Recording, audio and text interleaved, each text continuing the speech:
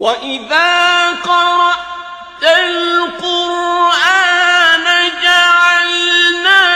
بَيْنَكَ وَبَيْنَ الَّذِينَ لَا يُؤْمِنُونَ بِالْآخِرَةِ حِجَابًا مَّسْتُورًا وَجَعَلْنَا عَلَىٰ قُلُوبِهِمْ أَكِنَّةً أَن يَفْقَهُوهُ وَفِي آذَانِهِمْ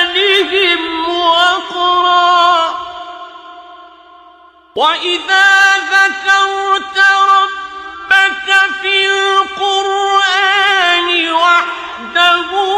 وَلَّوْا عَلَىٰ